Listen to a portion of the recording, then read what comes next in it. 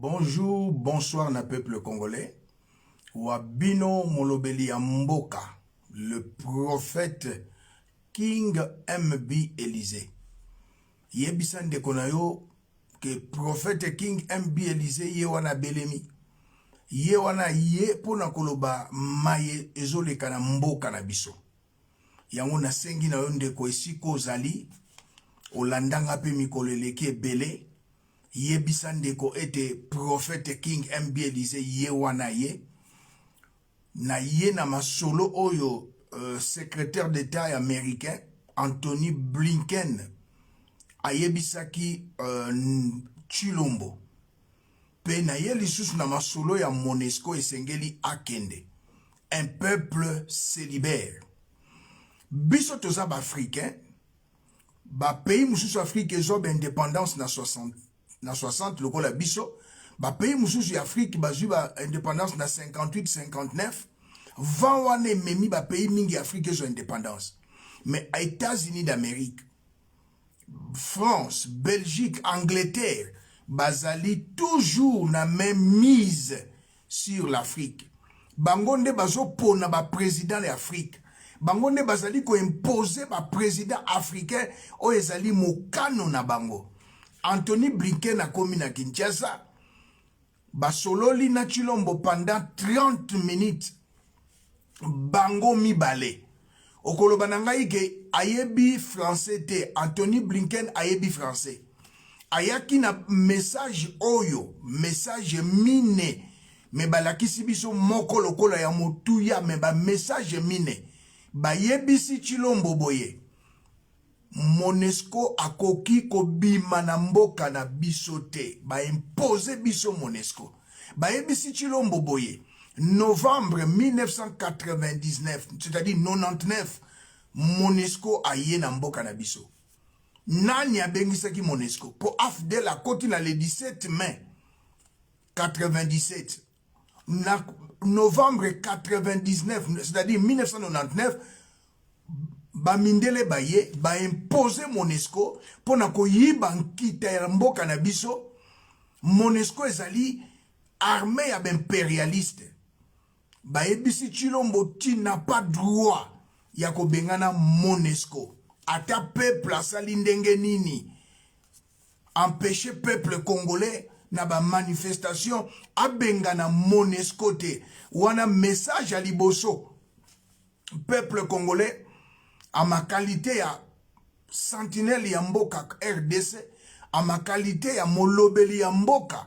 La voix des sans-voix, na eko yebisa peuple congolais, message Anthony Blinken, basololi pendant 30 minutes, yamboba ya kusolo na batonyonso. Donc, Monesco ndenge ezali wana, ba américain ba boyi, Monesco akende. Mais un peuple célibataire, debout congolais, sauvons le Congo. Deuxième message, ba pesi Félix Antoine Chilombo, ba yebisi eboye. Bosolula, boyokana na Paul Kagame. Yango bomoni, tango ba Anthony Blinken ake na Rwanda, Paul Kagame alobi ete, je suis prêt, c'est-à-dire qu'il est prêt, ya kosolula na Chilombo. Mais bakendaki na Angola, suite ezalaki te. Bakendaki na communauté ya pays Afrique de l'Est, suite ezalaki te. C'est pour vous dire que SADC, pays à CPGL, pays à communauté de l'Afrique de l'Est, Union africaine, bazo dépendre na ba américain na ba mindele. Ti lelo Afrique, politiquement, même économiquement, tozu indépendance ite. Yango yo peuple africain, esengeli to telema, to sikola o eza mboka na biso. Ba américain, bako impose biso ete Monesco bima na mboka te, baza banani. Po ba gagner na ba français, na ba anglais, na ba russe, deuxième guerre mondiale, ba komi ko imposer makambo ya bosoto na Afrique. Botala makambo eleki na fongoli parenthèse na Kenya, vice-président ya Kenya, aleki na élection avec 50,9%. Na 4 commission na bango ya seni, 4 baboyi, 3 bandimi, ba imposer vice-président ya Kenya. Donc en Afrique, il n'y a pas des élections. que aucun président africain a beta tolote que il a été élu par le peuple. Non. Ce qui mundela boyo okole kakate. Botala na Congo Brazzaville. Il est là parce que mundela lingi. Macron a en Afrique a la dictateur. Il y a Cameroun. A violé la constitution combien de fois? A na Guinée-Bissau a la Obiangema. Mais bazolo bani ni pays à droit de l'homme, France. Mais en Afrique, c'est maintenant ou jamais, biso to telema africain, to lobana bango NON na majuscule. Ndeko nanga congolais. Baye ko imposer Chilombo a bengana Monesco te. 1. 2. Balobi kuna na Nations Unies. Ba prouver yango, ba démontrer yango, ba lakisi yango polele. Kagame, Rwanda, eza ko soutenir rébellion ya M23, ou ezali milice ya Paul Kagame. Mais il n'y a pas de sanctions. Nations Unies a sanctionné Rwanda. C'est vraiment regrettable. Nations Unies a sanctionné Rwanda. Mais bazali ko sanctionner Russie pour attaquer Ukraine matin midi soir pour bazaba mindele bandeko na bango biso africain to koma lokola na yebite ba terme ni na ko utiliser ba obligé Félix Tshilombo à négocier na Rwanda à solola na Rwanda. On a deuxième message ba pesa ke azongisa ba relation nyonso Rwanda rezonga exploitation ya ba or na ba colta ezonga. Tshilombo n'a rien à dire parce que bangonde ba tchaka ba président africain. Aucun président africain a kobeta tolo kenga peuple a élire nga NON à majuscule. Et troisième message ba yelié tolingi koyoka yo na ba russe ba peso minduki te. Mais ba kenda ki na conseil ya sécurité ya Nations Unies. États-Unis, France, Angleterre, ba boyi embargo ya Congo elongwa. Mais ba ye batindi Anthony Blinken a imposé Tshilombo. Pas question Russie a pesa bino minduki. Pas question Russie a exploité ba minéraux na Afrique. Na mboka na Congo. Toyo kaina makamba pétrole te. Toyo kaina ba gaz ya mboka Congo te. Toyo kaina ba minéraux ya Congo te. Tala ba message qui très important ba memela ki Tshilombo. Ya liboso la répétition est pédagogique. Américain ba boyi na Monesco longwa. Po ezali armée na bango. Mission onisienne ezali armée ya ba impérialiste. Ya mi balé ba obligé ye azonge la relation na Kagame. Ya misa to balobi na ye to lingi to yo kayote. Osala lokola Mali asali a Bengani mission et Barkhane ba soldats français ba bimi bango nyonso na Mali tolingi to yo kangote coopération na bino saka relation diplomatique ko kota na ba accord commerciaux te ko kota na ba minduki te soki to yoki ba pesio minduki oza libanda botala lolenge kani nous les Africains tozali manipulés vilipendés par les Européens par les Américains par l'homme blanc, nous les Africains, jusqu'à quand? Jusqu'à quand un président américain a sali ko imposer ba président africain?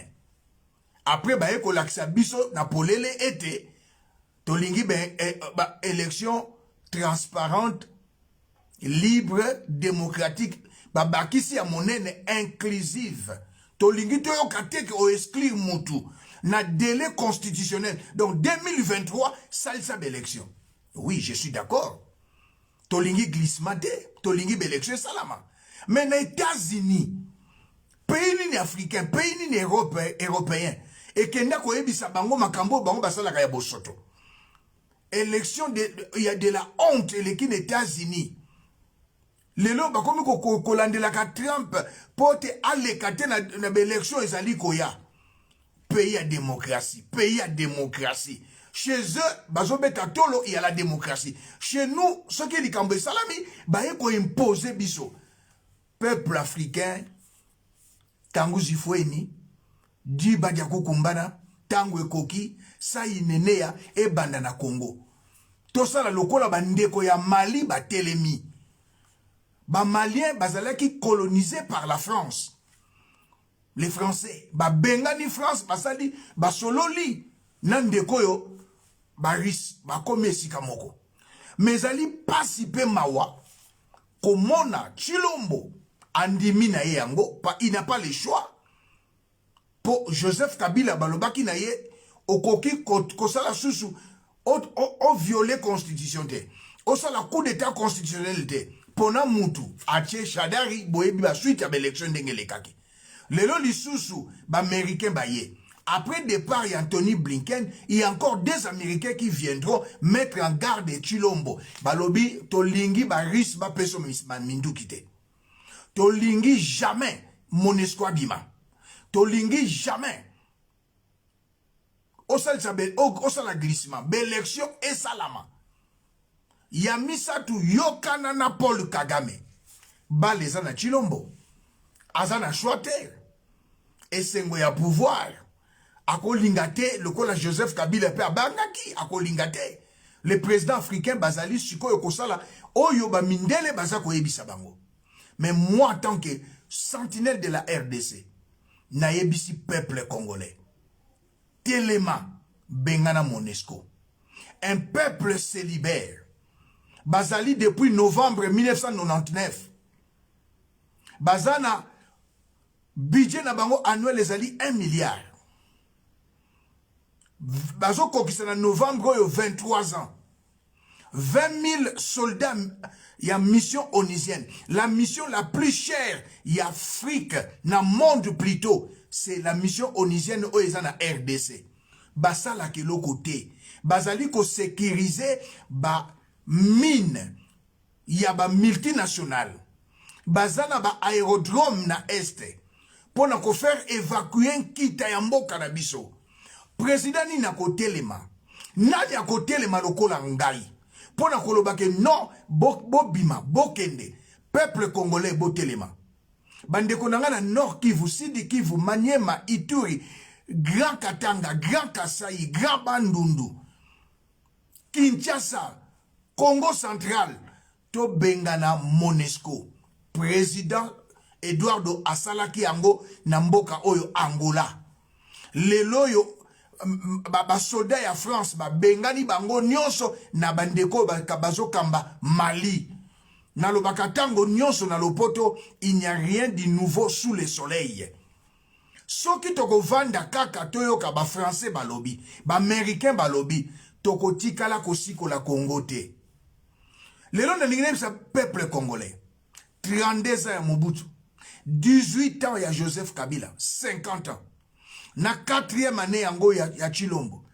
L'unique pays, le seul pays où il y a souffrir en Afrique, c'est la RDC. Peuple congolais oko souffrir ti tango nini. Mobutu 32 ans a nyokoli peuple congolais. Joseph Kabila 18 ans a nyokoli peuple congolais. Avec Chilombo, rien ne marche. A lundi le koloya, ya Joseph Kabila, Chilombo a nyokoli peuple congolais. Tokoki ko vanda kimiate. Tokoki ko siko la mboka na biso te. Nazoye bisa bandeko basambelaka ya solo bavantiriete. Botanga na mukanda ya 2 Pierre, chapitre 1er, verset 3. Lilobanzambe lobi sa divine puissance, c'est-à-dire le Saint-Esprit, nous a donné tout ce qui contribue à la vie et à la piété. Nzamba ko kitaka lisusu te. Nzamba kita na nzela molimo santu na nzela la moto. Po asikola bana Egypte, na bana Israël na Egypte, atinda Moïse. Po asikola bana Israël, kuna bazalaka na Ninive, atinda Jonas. Ndeko na ngai, telema. Obeleli nzambe, eloko ya malunga ekosalamaka te. Ba obligé Chilombo Monesco kendete. Boko mona ba répression contre bandeko ya Est o bazo bundisa Monesco po azu déjà ba pesie mitindo. Boko mona mikolo ya bangona Kagame bako kutana ka lisusu. Rwanda rezongi, Rwanda bandiko exploiter lisusu. Rwanda c'est un petit pays soutenu par les Américains, les républicains qui sont au pouvoir, les démocrates plutôt qui sont au pouvoir. Bill Clinton n'a Paul Kagame président. Depuis Nzamba Sala Mokili, mokolo moko te ba bombarder avion des présidents na kati ya Burundi na ya Rwanda Abiyarimana boîte noire eza na mboka ba américain bako sambisaka mokolo moko te Paul Kagame comme terroriste bazali ko attaquer Congo na M23 soutenu par le Rwanda aucune sanction tovandi tokangi maboko te peuple na yaka pona koyebisa peuple ete tangu zifweni diba dia kukumbana tangu ekoki tosikola mboka bobima na distraction tant que mon espoir kozala na mboka na biso rien ne marchera bazui lisusu Tshilombo amemi biso na communauté ba pays d'état de l'Afrique de l'Est tala aventure oyo Tshilombo asali balobi armée burundaise ye eke na Ituri mais bitumbeza pona nini armée burundaise ye na Bunagana te ebenga na Rwandais. Ce n'est pas l'armée burundaise, c'est l'armée rwandaise en tenue yaba soldats burundais. Oh bake na Ituri bitumba babotoli Bunagana. Pona nini ba soda wana bayaki te, soit disant ba soda ya Burundi, contingent ya Burundi, et fengaki baya na Bunagana, ba benga na ba Rwandais. Communauté des pays des États de l'Afrique de l'Est, Rwanda eza na kati. Pona nini boye. Pona nini boye. Toloba te na koloba. Pour l'amour de mon pays, la RDC, je n'aurai point de repos. Pour l'amour de ma patrie, je ne me tairai point. Jusque la justice, la libération soit totale. Seul pays d'Afrique, où il y a 54 ans, c'est la RDC. Depuis l'indépendance, Tilelo, Mobutu 32 ans, Joseph Kabila 18 ans, Tshilombo 4 ans, 54 ans, peuple a souffrir. Bovandi Bokangi Maboko. Toloba te. Anthony Blinken a zanzambete. Ba Américain ba zanzambete. Mboka Mouke, Vietnam, à longa États-Unis, tous à la uni, to benga na Monesco, même na ville à Kinshasa, na ba Congo, na Grand Bandundu, na ba province nyonso, to benga na Monesco, ba yepo na ko yiba, ba yepo na ko nyoko la mboka, eza likambo ya mutu nyonso, eza likambo ya parti politique te, eza likambo ya fanatisme te, soki yoko bundaka te eza pasi. Lelo na ye kolobana bino bande kwa IDPS. 37 ans na opposition. 32 ans bofinga Mobutu. 18 ans bofinga Joseph Kabila. 50 ans. Bible lobi nini, je suis un prophète. Botanga na Genèse 8 verset 22. C'est que l'homme aura semé, il le moissonnera. Bino bofingi IDPS, bo bata IDPS, natanga Mobutu bofinga Mobutu, natanga Joseph Kabila bofingi Joseph Kabila. Lele komitangu na bino ba menace ko kangaka na batu. Ezalaka te. Et bo oyo bozo vivre ezali ba conséquence. C'est une loi spirituelle. Nga nazali na yebi politique. Je suis un communicateur. Oyo lobaka makambo ya bosembo. Na 60 le 30 juin. 2 mois après, ba traqué par Mobutu, Etienne Tshisekedi, na ba américain, na ba belge, ba traqué papa Emery Patrice Lumumba. Qui a insulté Patrice Emery Lumumba? Crapaud, la lettre criminelle d'Etienne Tshisekedi, a commis Albert Kalonji. A s'autoproclamé président, il y a Kasaï Oriental Namboujimai, Albert Kalonji. Etienne Tshisekedi a commis je t'envoie les crapauds. A fini perdre l'indépendance crapaud. Insulte ou dans la politique na Etienne Tshisekedi. Yo mwana na ye, Félix Antoine Tshilombo, oke oye na Europe, o fingi ba combattant, ba résistant. Et c'est insulte. O fingi bango, ba combattaba. Oke na Afrique, o fingi ba policier, ba armée na biso, o fingi. Mais ekomi tango na yo, obandi olobi okokanga, okonyokola, okofinga, lelo na ye na pièce contre pièce. Tshilombo, bozalaki en opposition. Landa makambo lobaki. Que va-t-il se passer si vous êtes élu? Première. Je ferme d'abord tous les cachets. Là, un air des MIAP, machin, tout là où ils enferment nos compatriotes injustement, arbitrairement, ça commence. Le premier jour, on ferme tout ça.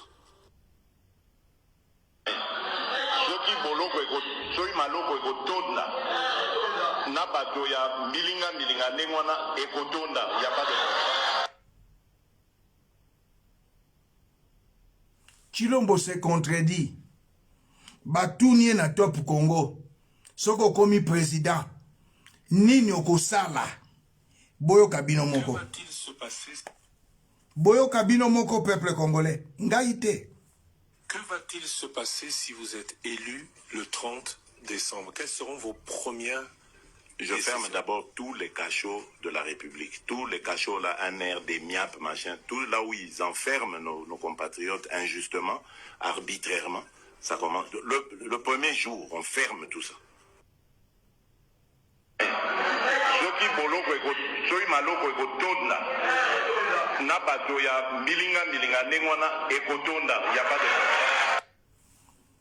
Ezali pasipe mawa. Que va-t-il se passer si Ezali pasipe mawa. Comme on a un président qui n'honore pas sa parole, qui ne respecte pas sa parole.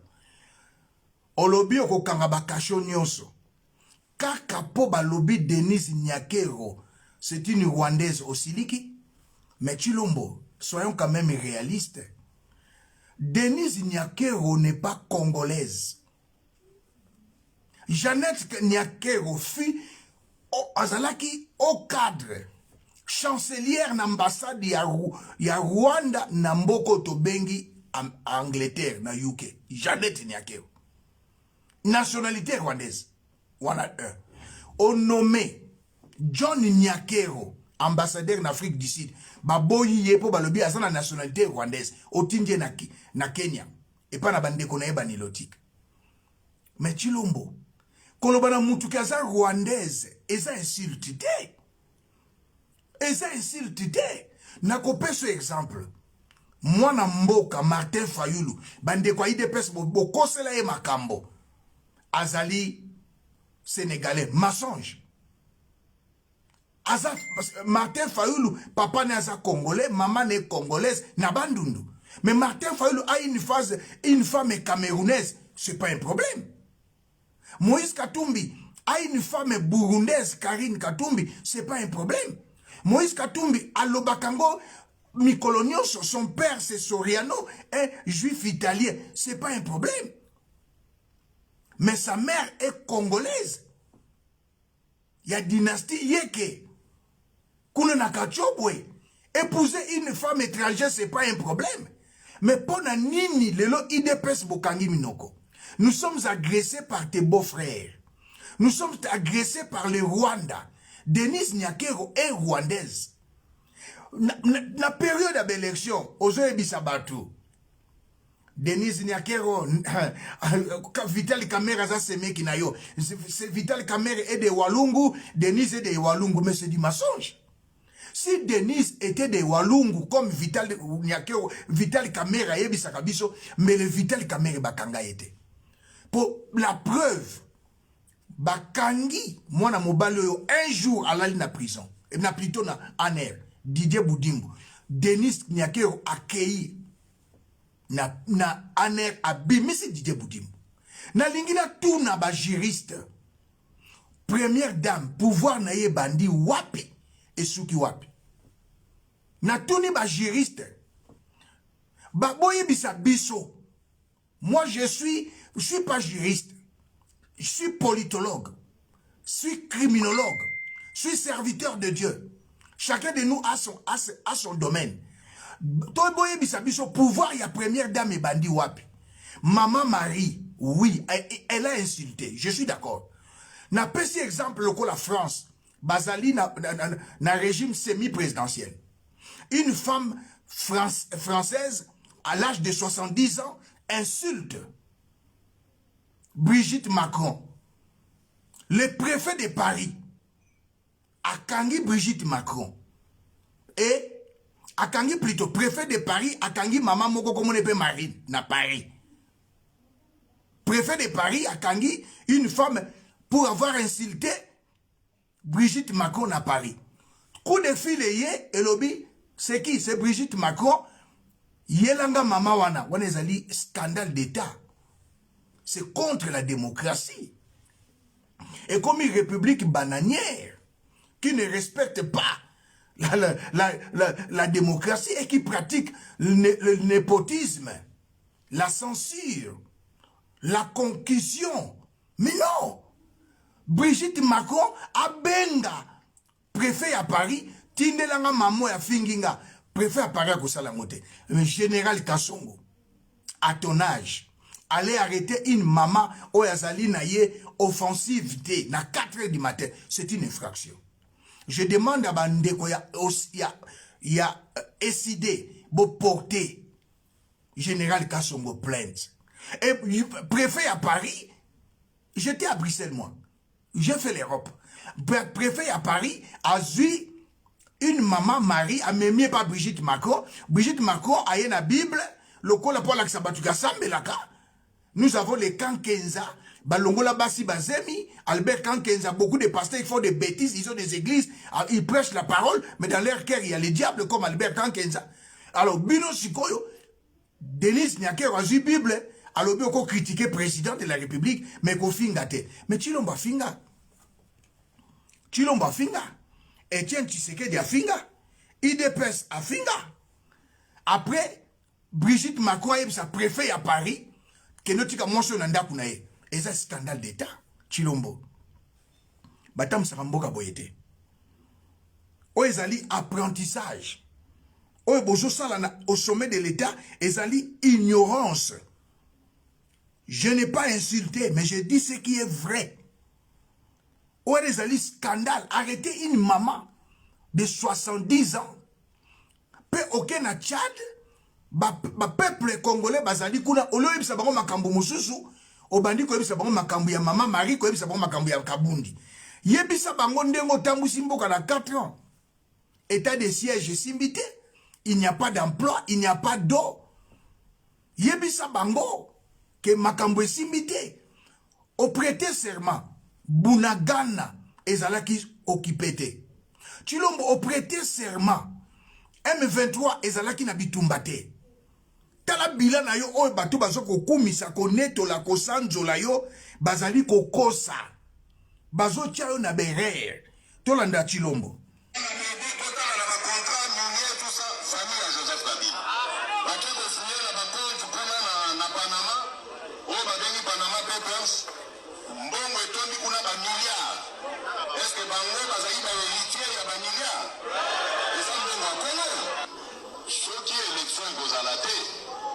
Alors, Joseph Kabila pas Rosalate.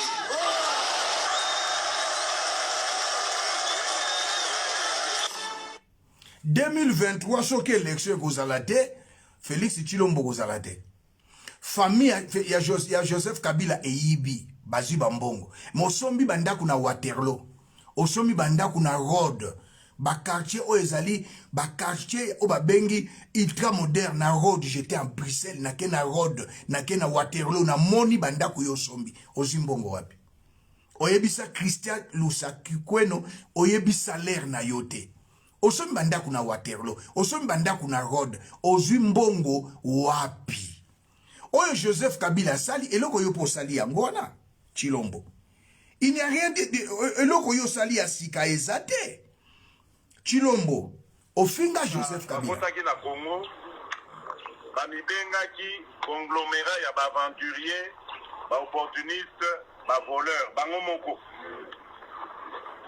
Mais, tozalaki distrait, tosali 20 ans, yango yo tozaka na baventurier, bamiyibi, baopportuniste. Kobenga un président de la République aventurier, opportuniste, et ça insulté. Et ça, outrage na chef de l'État. Chilombo, vous êtes en train de récolter ce que vous avez semé 32 ans contre Mobutu, 18 ans contre Joseph Kabila. Monsieur Félix. Insulte ça, ma belle. Mais Chilombo, finga, Joseph. Olobi nini, tozo kende. Lelo zali pièce contre pièce. Lelo, pièce contre pièce. Blague ezate. Pièce contre pièce. Au finga, Joseph Kabila pédé. Chilombo finga Joseph Kabila PD bakanga yo. Lelo yo olobi ba caché kotonda. Mais tant ozu pouvoir olobi pa caché kotonda kate. Mais ozu pouvoir olobi ba caché kotonda. Ah Nzambe. Tolanda biso nyonso. Peuple congolais Tolanda. Yango outrage au chef de l'État. Tolanda na bokebi biso nyonso. Oyo ezali scandale. Oyo ezoleka na Congo. Ezali kofinga te toye koloba ko critiquer ndenge yo moko lobi ndenge pe Denis Nyake lobi on peut critiquer tout ça la ba critique nazana o to bengi opposition républicaine bosali malamu na kondima bino monsieur bosali malamu banguna na biso pantalon moto oyo ko succéder na Etienne Tshisekedi ya koyi kozala moto akitiselaka Kabila pantalon te.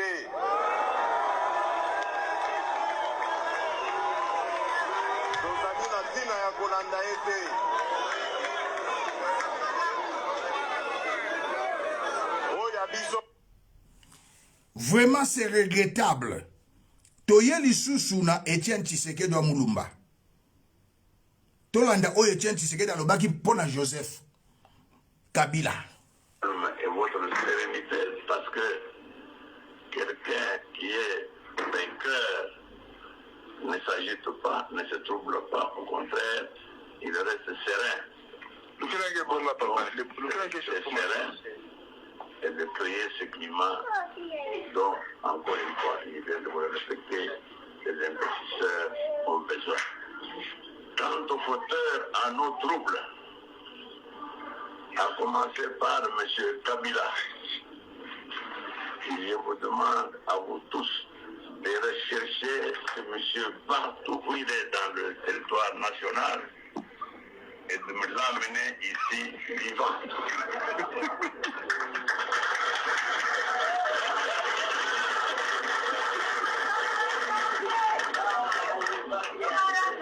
C'est lui qui m'amènera Kabila ici ligoté aura une récompense très importante. De même, le gouvernement de M. Kabila est démis depuis ce jour. Et les départements ministériels sont dirigés par des... Monsieur Etienne Tshisekedi azolo babiloko en tant qu'opposant. Lelo yo olobi opposition eza pété. Mais IDPS abane kufunda Mobutu na ba multinational. Mon IDPS abane kufunda Mobutu na libanda ya na ba pays étranger. Yango ba sanctionner ki Mobutu. Économie comment qui naissait à cause ya IDPS. Okobenga opposition pété. Mais non, peuple congolais.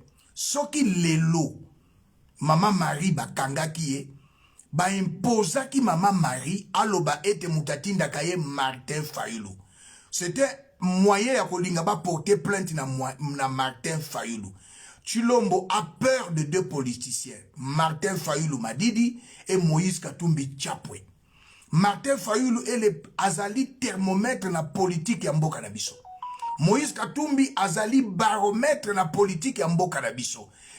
Martin Fayulu fait peur na Félix Antoine Chilombo. Moïse Katumbi fait peur na Antoine Félix Chilombo. Bofinga ka Martin Fayulu. Bofinga mamoyo babengi Janini Mabunda.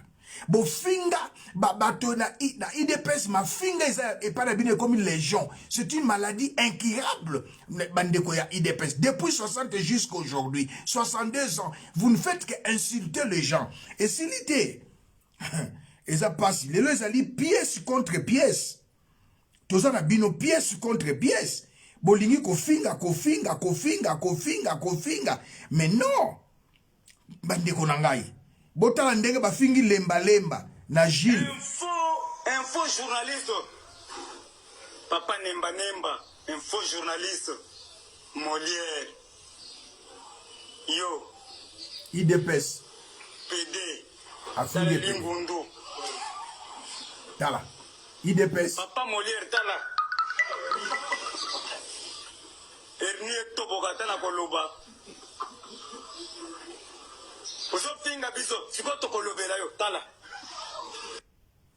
IDPS Bazali ba docteur en insulte. Mais les loyo, Chilombo lobi, ceux qui ba prison et kotonda, mouta kobangi sa moningate. Chilombo, tu n'as pas 37 ans à combat. Non, non, non, non, non. Et le but est ce que papa na obotami nandaka politicien, tu es un politicien. Non. Christian, tu sais que tu n'es pas politicien et les autres. Moi, na Maradona, Morote Azali, un footballeur. Moi, na Michael Jackson, Morote Abetaka Misiki. Chilombo na politique, yo ye na 2006.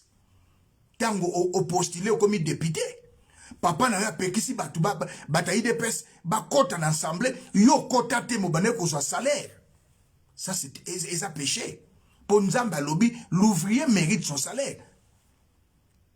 Ndeko Chilombo, tika, oyozali ko sala. Ozo kote la Denise Nyakero. Quand Denise Nyakero atinda ki bakanga Gisèle Mpela, moi si oyo boti na ye, bakangi Gisèle Mpela, babengani ye, na Denise Nyakero. Obota na Gisèle Mpela bana mibale. Mais na Denise Nyakero bozane na mwana te.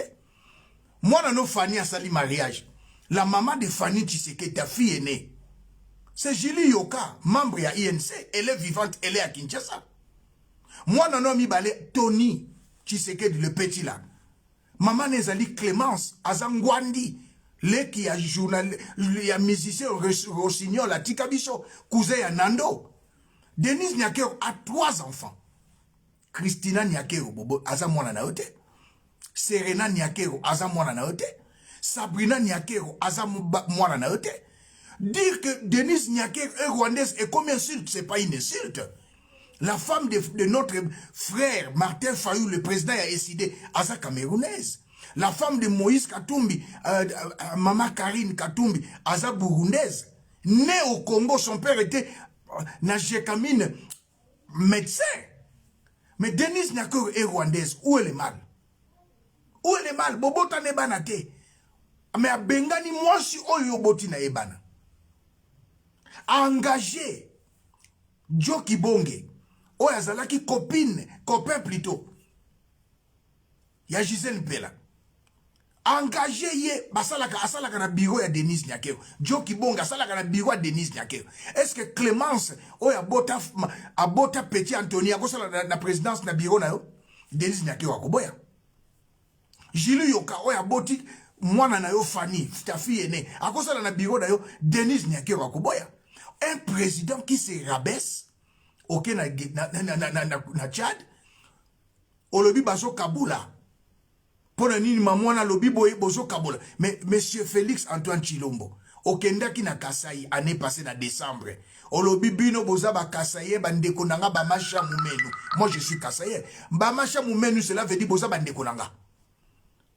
Olobi bandundu, ba Congo, Swahili, Mungala, baza bandeko note. Si okabola ki. Je te prends au mot. Okabola mboka. Celui qui a même tribalisme, ezali yo. Tokomi na république bananière. Ozali contre la démocratie. Tangelangai conseiller na yo moko yiba. John Ayibi Lobo. Dieu donné Lobo. Ozalaki un étranger. Ayibi 10 millions ya miba. Obimisye na prison. Eteni Longondo. Obimisye na prison. Akasia Bandubula. Azalaki ministre économie Ayibi. Oboyiba kangaye. Aucun de tes conseillers bakangi était. Oye na Jean-Marc Kabundi. Ozolo banini ke ozo finga président Muyibi. Mais monsieur Chilombo, na projet, na programme il y a 100 jours. Mbongo bima 700 millions de dollars. Ok, ko simbisa Vital Kamerhe touche na kati na projet à 100 jours. Bozalaki na programme ya bakotonga bandaku ya ba soldat. Mais 700 millions de dollars wana ekenda wapi na programme ya 100 jours. Outi la Kasaï olobi programme a Chile gelou. Tile lo tozo monelo comme côté. Tout na décembre kokisi 4 ans. Pas d'emploi, pas d'électricité. C'est ça l'opposition républicaine. Je ne te sulte pas, je te dis, on va critiquer deux autres, dans critiquer. On salit rien, M. Chilombo. Et tu veux encore demander au peuple congolais deuxième mandat, mais N-O-N en majuscule. C'est comme quelqu'un qui a échoué dans la 6e primaire, à l'INGA qui est dans cycle d'orientation. Mais non, et aussi Mbagate. On peut qu'on trichait. Peuple a souffert 54 ans. Depuis l'indépendance, le peuple congolais a souffert. On l'a vu caché au Tonda. On l'a vu na Christian Lusakweno, caché au Boma Yango. Tu t'es contredit. Yango yo. Que va-t-il se passer si vous êtes élu le 30 décembre? Quelles seront vos premières Je ferme d'abord tous les cachots de la République. Tous les cachots, là, un air, des miapes, machin, tout là où ils enferment nos compatriotes injustement, arbitrairement. Ça commence. Le premier jour, on ferme tout ça.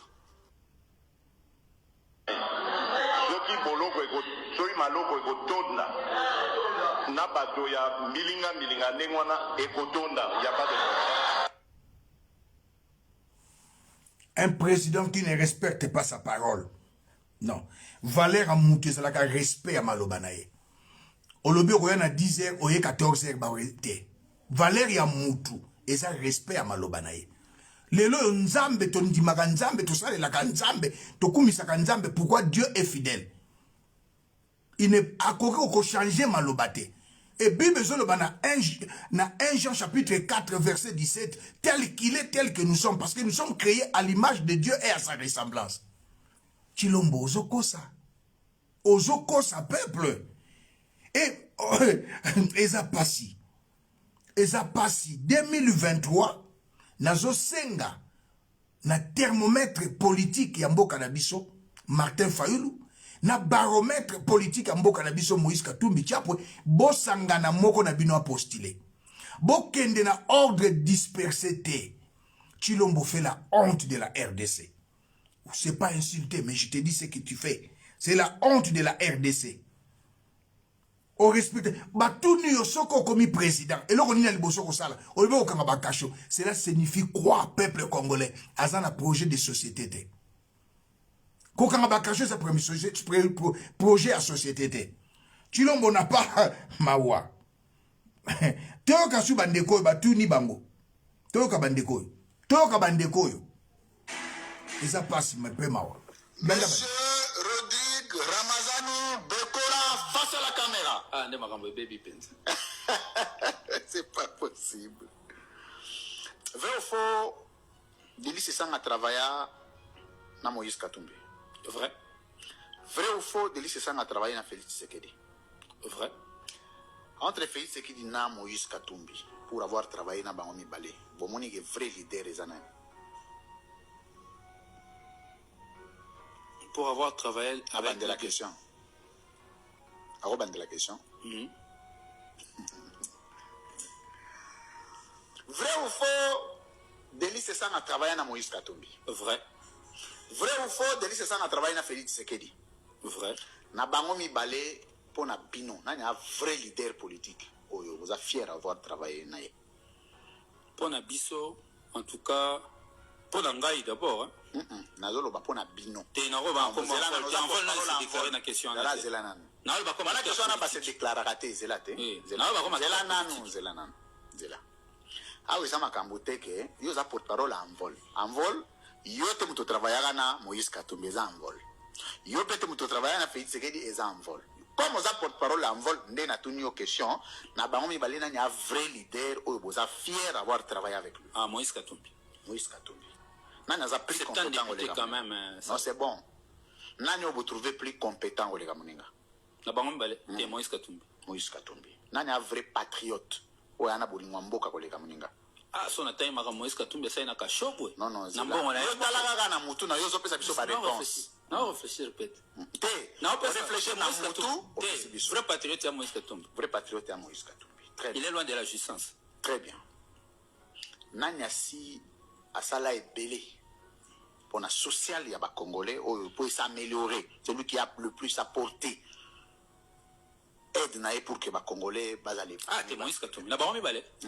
Moïse Katumbi. Moïse Katumbi.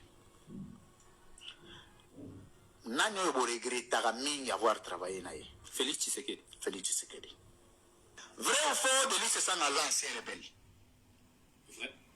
Bolandi bino moko bandeko ya envol ya Delis Sessang balobi était vrai patriote, c'est Moïse Katumbi.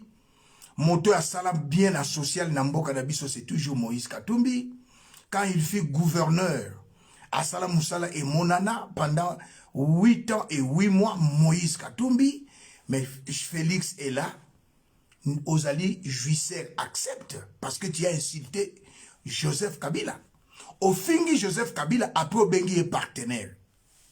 Peuple congolais. A fingi Joseph Kabila après lobi naye mde azali moto akosenga conseil et pas à Joseph Kabila. Peuple congolais. A fingi Joseph Kabila après basali naye deal. Peuple congolais. Peuple congolais. Félix Antoine Tshilombo. A fingi Joseph Kabila a sali na deal. A fingi Joseph Kabila a bengi partenaire. A fingi Joseph Kabila a sali na alliance. Bokobenga ngonini. Bokobenga ngonini. C'est regrettable. 2023 bo pesa opportunité na Félix Antoine Tshilombo te. Il y a 2 politiciens au Tshilombo Zobanga, c'est Martin Fayulu, Madidi, ainsi que Moïse Katumbi Chapwe, Mwena Menji, Bwanga wa Bena Kongo. Bana ba Kongo badi ba kuindila amu 2023 Moïse Katumbi Chapwe. Martin Fayulu, Moïse Katumbi Chapwe, IDPS, ba Taliban, na Tshilombo bazobanga bino mibale. Bo vanda bo solo la moko apostile. Bo kende na ba ordre dispersé te. Je suis un prophète. Na pesi bino conseil. Mama lokola Marie. Bozo kanga ye. Bo humilie ye. Na 4h du matin. C'est regrettable. Après, justice n'a pas biso ezate. Mais le Banzaba lobby, c'est la justice qui élève une nation. Il n'y a pas la justice au Congo. Boye bisabiso, constitutionnaliste, juriste, première dame ndenge bobenga kabino, pouvoir ne bandi wapi, esuki wapi. Préfet à Paris, akangi une femme, maman Marie, Brigitte Macron bengi basolo li a libéré. Isa la kate. Moto ya beta nani Macron mbata batika ye. Infraction au babengi outrage au chef de l'État na France et la kate. Oh na Bruxelles na royaume à Belgique babengi yango lèse majesté. Au lèse majesté le roi et la kate. N'Europe pays de droit, pays de droit, oh babengi droit de l'homme. Outrage au chef de l'État et la kate. Etienne Tshisekedi a lobibo kangelanga ye boli gote ye. Nana kangaki Etienne Tshisekedi. Yo fingi Joseph Kabila PD. Nana kangaki yo. O lobiba miyibi batondise mi bambong. Me famille nyakero mi bale ambassadeur. Bande kwa nyakero mi bale. Bangonde bazali ko signer ba contrat. Pona ba exploiter bois na Congo. Félix Antoine Tshilombo. 27 blocs ya pétrole. 3 blocs gaziers. Boteki yango aux enchères, mbongo ezawapi. Dan Gettler a pesa yo 3 milliards de dollars. Mbongo wane ezali wapi. Société chinoise somba fungurume. Ba pesi yona Dani Banza 2 milliards et demi de dollars. Et mbongo wane ezawapi. Mais yo finga Joseph. 32 ans ya bensulte. 18 ans. Olobi obundi pendant 37 ans. Obundi 37 ans. Au côté de la politique, au zaman na politicien, mais au côté de la politique, na 2006, au Kenya non Europe, au Vandi non Europe, au Salaka no politique ité. Tolo bato lo bate. Bato ba lobi ba ko sala 37 eza ba Mubake. Ba Remi Masamba. Ba Jacquemin. Ba mususu batoni yo na politique. Na 2003 tanga na bandi combat, yo salaki na combatté. O na 2006. Peuple congolais totele mato benga na Monesco. Totel les mato bengana Monesco. To empêché tricherie na 2023. Moto congolais mon côté azo raisonné après sa voix naie na Félix Antoine Tshilombo. Il ne respecte pas sa parole. Wabino molobeli amboka. Prophète surnaturel. King MB Élysée. La voix des sans voix. Sentinelle yamboka Congo. Tangu zifweni. Diba diakukumbana. Sa inenea. Tango ekoki na fingi motote na ende kosali naza na opposition républicaine Denise Nyakero oza rwandaise. Tuti. Na Félix Bobotate. Fanny mama na yeza Jili Yoka.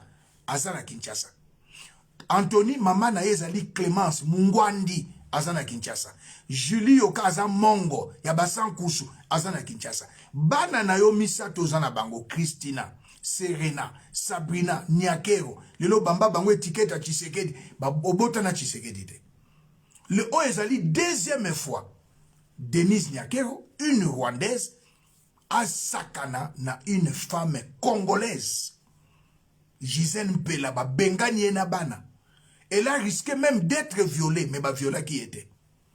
Pour Denise, elle n'a pas qui va violer. Mais ba viola qui était. Lelo yena maman il y a 70 ans, 70 ans. Mais Congolais. Au moment où bande quoi IDPS, bozoko kumisa Denise Nyakero. Nous sommes attaqués par les Rwandais. Elle est rwandaise. Au bureau de Denise Nyakero, il y a que des Rwandais. Tout autour, il y a que des Rwandais. Tolobate. C'est regrettable. Tokutani Mbalayasima. Merci.